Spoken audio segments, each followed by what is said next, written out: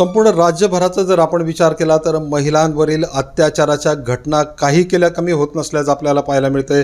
या सगळ्याच्या संदर्भामध्ये राष्ट्रवादी शरद पवार महिला गटाच्या प्रदेशाध्यक्ष आहेत आपल्यासोबत रोहिणीताई खडसे। ताई, काय सांगाल, या घटना काही कमी होताना आपल्याला पाहायला मिळत नाही, उलट वाढ झाल्याचं आपल्याला पाहायला मिळतंय। आपण बघितलं तर गेले कित्येक दिवस झाले महिला अत्याचाराच्या घटना ह्या महाराष्ट्रामध्ये वाढतातच आहेत। प्रत्येक ठिकाणी, प्रत्येक जिल्ह्यामध्ये, प्रत्येक तालुक्यामध्ये दर दिवशी नवीन नवीन घटना आपल्याला बघायला मिळत आहेत। आत्ताची जी वैष्णवीच्या हत्येची, आत्महत्येची जी घटना घडलेली आहे ही प्रत्येकाच्या मनाला हळवून गेलेली घटना आहे, कारण प्रत्येकाला त्या घटनेने वेदना झालेल्या आहेत अशी ही घटना होती। पण ह्या घटनांमध्ये कुठेतरी पोलीस यंत्रणा अपयशी ठरते आहे का संरक्षण द्यायला महिलांना, त्याचबरोबर महिला आयोग अपयशी ठरते का, असे अनेक प्रश्न महाराष्ट्रातली जनता देखील विचारते आहे आणि प्रत्येकाच्या मनामध्ये शंका यायला वाव आहे। ताई, आता तुम्ही म्हटलं की पोलीस यंत्रणा असेल, महिला आयोग कमी पडतंय का? आपण थेट महिला आयोगाच्या ज्या अध्यक्ष आहेत रुपाली चाकणकर यांचीच बदली करण्यात यावी किंवा त्यांचं पद रद्द करण्यात यावं अशी मुख्यमंत्र्यांकडे मागणी केली। अशी मागणी करण्याची आवश्यकता का असते आपल्याला? गेले अनेक दिवस जर आपण बघितले असेल तर करुणा मुंडे असतील किंवा अशा अनेक तक्रारी ज्या महिला आयोगाकडे झालेल्या आहेत त्यामध्ये कुठेही कारवाई होताना दिसत नाही किंवा कारवाईमध्ये दिरंगाई होताना आपल्याला दिसते। वैष्णवीच्या केसमध्ये देखील मयुरीच्या आईवडिलांनी देखील महिला आयोगाकडे तक्रार केली होती। मयुरीने स्वतः, म्हणजे वैष्णवीची जेठाणी, तिने देखील महिला आयोगाकडे तक्रार केली होती आणि त्या तक्रारीमध्ये मी तुम्हाला ती कॉपी पण दिली आहे की जी तक्रार जर तुम्ही वाचली तर त्यामध्ये क्लिअरली लिहिलेलं आहे की मयुरीच्या सासऱ्यांनी मयुरीच्या अंगावर हात घातला। हा एवढा सिरियस ऑफेन्स असताना ती घटना समोपचाराने मिटवण्यात यावी ही महिला आयोग अध्यक्ष ही सूचना देऊच कशा शकतात हे मला सांगा। कारण ह्या घटनेमध्ये त्या व्यक्तीवरती जर तो सुनेवरती हात घालत असेल तर त्याच्या एवढा निष्क्रूर आणि माणूस म्हणवण्याच्या लायकीचा तो माणूस नाही आहे की तो स्वतःच्या सुनेवर हात घालतोय। अशा वेळेस त्याच्यावर कारवाई होणं अपेक्षित असताना तुम्ही समोपचाराने ही घटना मिटवा, हा विषय मिटवा हे सांगू कसं शकतात? त्याच वेळेस कारवाई झाली असती आणि त्या लोकांना त्यांच्या मुसक्या आवळल्या गेल्या असत्या तर आज वैष्णवी जिवंत असती। अशा अनेक घटनांमध्ये दिरंगाई आपल्याला बघायला मिळालेली आहे आणि ह्या दिरंगाईमुळे महिलांना न्याय मिळू शकत नाही। परत त्याचबरोबर महिला आयोगाच्या अध्यक्ष ह्या पार्ट टाईम महिला आयोगाच्या अध्यक्ष आहेत आणि पार्ट टाईम प्रदेश अध्यक्ष आहेत त्यांच्या पक्षाच्या। आम्हाला पार्ट टाईम अध्यक्ष नको आहेत महाराष्ट्राला। महाराष्ट्राच्या महिलांना फुल टाईम 24/7 महिला आयोगाला अध्यक्षपद हवं आहे।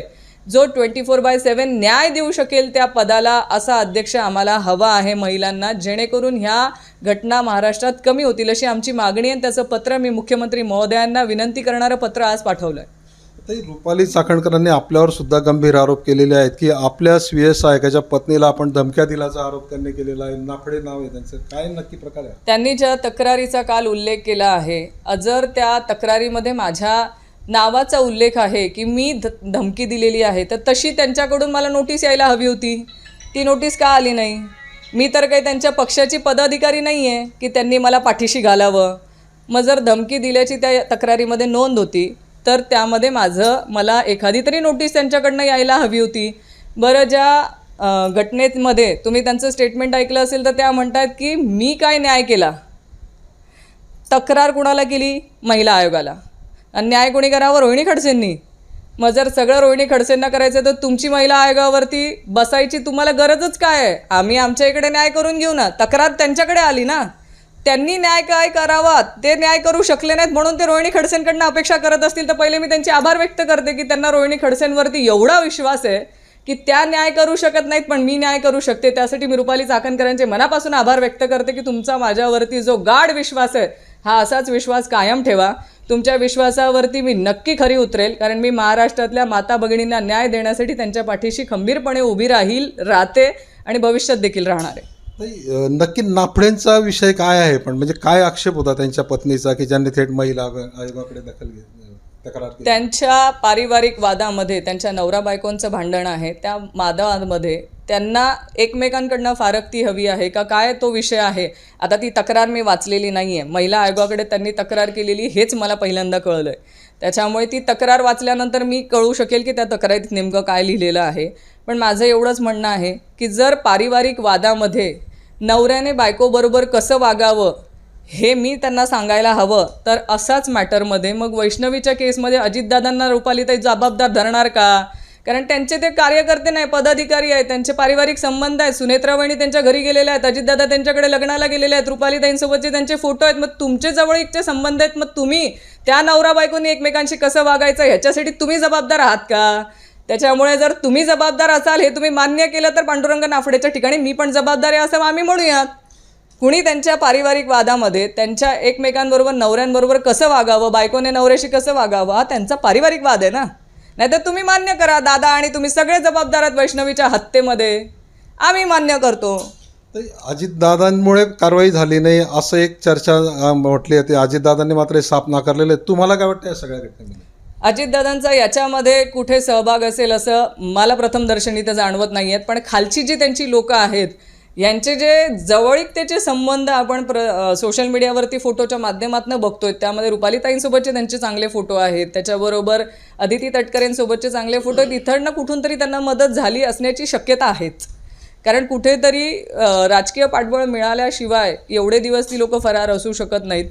जो 9 महिन्याचं बाळ ज्या व्यक्तीने पळवून नेलं होतं त्या व्यक्तीला देखील पकडण्यात आलं नाही आहे पोलिसांकडनं. ह्या अनेक आपल्याला संशय यायला जागा आहे.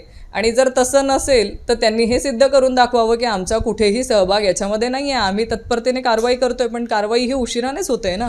माझा प्रश्न आहे की आपण एवढी वैष्णवी हगवणे यांच्याबाबत आत्महत्येच्या चर्चा आहेत, तुम्ही मात्र ही थेट हत्या असल्याचा आरोप केलेला आहे. असे काय सबळ पुरावे आहेत तुमच्याजवळ किंवा काय कारण आहेत की आपण हत्या आहे असं सांगताय? मी जे काय फोटो त्याच्या वडिलांनी मला काल दाखवले, खरं वैष्णवीच्या मृत्यूच्या आधीचे काय काय घडलं असू शकतं हा आपण त्या सगळ्या जखमांवरून अंदाज लावू शकतो. कारण तिच्या संपूर्ण शरीरावरती 19 ठिकाणी जखमा आहेत आणि त्या बघितल्यावर जर एखाद्या व्यक्तीला आत्महत्या करायची असेल तर त्या जखमा कुठून आल्यात? एवढ्या जखमा तर असूच शकत नाही शरीरावरती. तिला जो फास गळ्याला आवडला गेलेला आहे, तर एक फाशी घेतल्यानंतर एक वेगळी मार्क येतं शरीरावरती. तसा नसता फक्त एक क्रॉसची इथे हे दिसते तिच्या फोटोमध्ये. म्हणजे अशा अनेक ठिकाणी ते फोटो वगैरे सगळं बघितल्यानंतर असं लक्षात येतं आहे की इथे हत्या ती नक्कीच नाही आहे. ही आत्महत्या असू शकत नाही, ती हत्या नाही, ती आत्महत्या असूच शकत नाही, ती हत्याच आहे. कारण या हत्येच्याच दिशेने पोलिसांनी चौकशी करणं गरजेचं आहे. कारण हे सगळं घटनाक्रम बघितला तर ती आत्महत्या करू शकत नाही या मतावरती मी देखील ठाम आहे. तर तिला 9 महिन्याचं बाळ आहे. 9 महिन्याचं बाळ सोडून कुठलीही आई आत्महत्या करू शकत नाही हे महाराष्ट्रातल्या सगळ्या माता भगिनी सांगू शकतात. कारण आम्हाला आमच्या जीवापेक्षा आमचं बाळ महत्त्वाचं राहतं. आम्ही सगळ्या दुःखातनं सगळ्या संकटातनं बाहेर पडू आणि लढू, पण आमच्या बाळाच्या पाठीशी उभं राहू एवढं आमच्या आयांचं मन पक्कं असतं. आम्ही बाळाची हेळसांड होईल असं कुठलंही कृत्य आम्ही करणार नाही एवढा मला नक्की विश्वास आहे. आणि पोलिसांनी जे काय FIR नोंदवली गेलेली आहे त्या FIRमधले जर तुम्ही कलमं बघितले तर हे काय फार मेजर कलम लावलेले नाही आहेत. म्हणजे एवढा मारहाण झालेला आहे, तिच्या शरीरावरती 19 ठिकाणी जखमा दिसता आहेत. प्रथमदर्शनी पण हे लक्षात येतं आहे की ती आत्महत्या नव्हती. हे सगळं असताना तुम्ही मेजर कलम लावणं तिथे गरजेचा होता आणि असं पोलिसांकडनंही झालेलं दिसत नाही आहे. म्हणजे कुठेतरी केस दाबण्याचा प्रयत्न होतो आहे का असं शंका यायला वाव आहे. तिच्या वडिलांचं देखील हे म्हणणं आहे की ती हत्या आहे आणि त्याच दिशेने चौकशी झाली पाहिजे. एका वरिष्ठ पोलीस अधिकाऱ्याचं सुद्धा पाठबळ असल्याचं या कुटुंबाला सांगितलं जातं आहे. तुम्हाला काय वाटतं त्यामुळे कलम कमी लागले असतील असं वाटतं वाचवण्यात? मी तुमच्या चॅनलवरून ते बघितलं आहे की त्यांचे नातेवाईक पोलीस याच्यामध्ये आहेत, दलामध्ये आहेत. पण माजी मुख्यमंत्री महोदयांना या निमित्ताने विनंती आहे की असला कुठला जर सहभाग त्यांचा असेल तर त्याची संपूर्ण चौकशी झाली पाहिजे आणि असे जर ते दोषी असतील तर त्यांच्यावर कारवाई झालीच पाहिजे. कुणीही ज्या ह्या केसमध्ये हे केस दाबण्याचा प्रयत्न करत असेल तर हे जे दोषी असतील त्या प्रत्येकावरती कारवाई झाली पाहिजे ही माझी या निमित्ताने मागणी आहे. तुमची पुढची भूमिका काय आता या सगळ्या संदर्भामध्ये? आम्ही या केस संदर्भामध्ये कठोरातले कठोर कलम तिथे लागावेत, कायदा जो जे कलम त्यांनी FIRमध्ये नोंदवलेले आहे ते तेवढे सफिशियंट नाही आहेत आणि त्या कलमांच्या आधारे आरोपी 2-3 महिन्यातच त्यांना बेल मिळून जाईल किंवा त्यांची सुटका होऊन जाईल. पण त्यांनी जे काय केलेलं आहे, जी घटना घडलेली आहे त्याच्यासाठी कठोर कायदे आणि कलमं तिथे लावणं गरजेचं आहे. ते कलम पोलिसांनी ॲड करावे अशी माझं मागणीपत्र मी आत्ताच देते आहे पोलिसांना. त्याच संदर्भामध्ये काल आम्ही त्यांच्या भेटीला गेलो होतो. ते तिथे पुणे बार काउन्सिलला आम्ही एक पत्र दिलेलं आहे. त्या पत्रामध्ये आम्ही विनंती केलेली आहे की कुठल्याही वकील बांधवांनी आरोपींचं वकीलपत्र घेऊ नये. त्यानिमित्ताने त्यांच्यावर बहिष्कार टाकावा, कारण ही घटना संपूर्ण महाराष्ट्रातल्या माझ्या माता भगिनींना उदाहरण असेल की आपण हुंडाबळीच्या विरोधामध्ये लढलो पाहिजे आणि लढत असताना समाज आपल्यासोबत उभा राहतो. हे आपल्याला एक चांगला संदेश जर या लाडक्या बहिणींना द्यायचा असेल तर हे गरजेचं आहे. त्यामुळे माझी वकील संघाला आम्ही एक पत्र देऊन विनंती देखील केलेली आहे, ज्याच्यामध्ये त्यांनी आम्हाला पॉझिटिव्हली रिप्लाय केला आहे. मी अध्यक्ष महोदयांशी देखील बोलली बार काउन्सिलच्या, त्यांनी देखील आम्हाला पॉझिटिव्हली रिप्लाय दिलेला आहे. त्याच्यामुळे कुणी वकीलपत्र घेतलं नाही तर त्यांची बाजू आपोआपच कमकुवत होते. त्यांची बाजू त्यांना वैष्णवीला न्याय मिळवून देण्यासाठी सोयीस्कर होईल.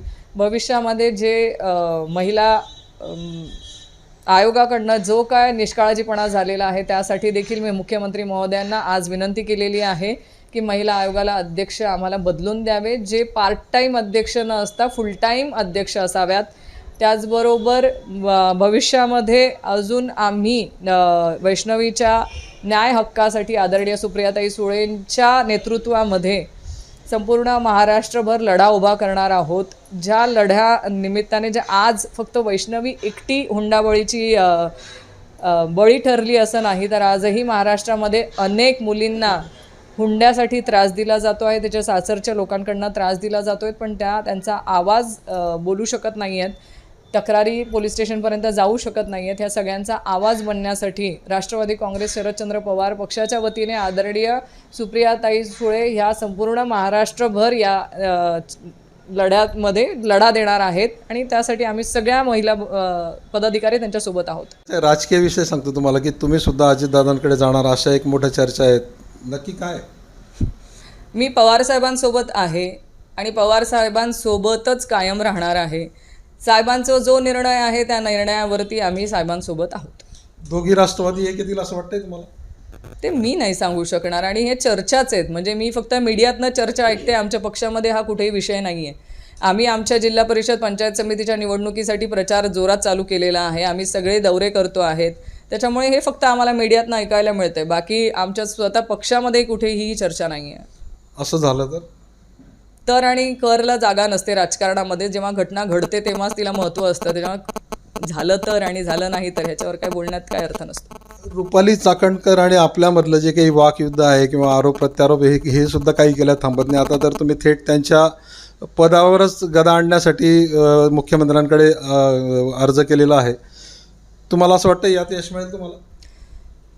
रुपालीताईंचा माझा काही वैयक्तिक वाद नाही, पण एका संविधानिक पदावरती जेव्हा एखादा व्यक्ती बसतो तेव्हा ते संविधानिक पद भूषवत असताना त्यांना ज्या फॅसिलिटीज मिळतात किंवा ते पद जे भूषवलं जातं त्याच्यामध्ये आमचा प्रत्येक महाराष्ट्रातल्या नागरिकाचा हिस्सा आहे. कारण आमचा वाटा आहे, आम्ही तिथे टॅक्स भरलेला आहे, आम्हीच या लोकांना निवडून दिलेला आहे, म्हणून ही लोकं त्या पदावरती बसू शकतात. आणि ही जी प्रोसेस आहे त्यांना निवडून देण्याची त्या लायबलच आहेत जनतेला, महाराष्ट्राच्या जनतेला उत्तर देण्यासाठी.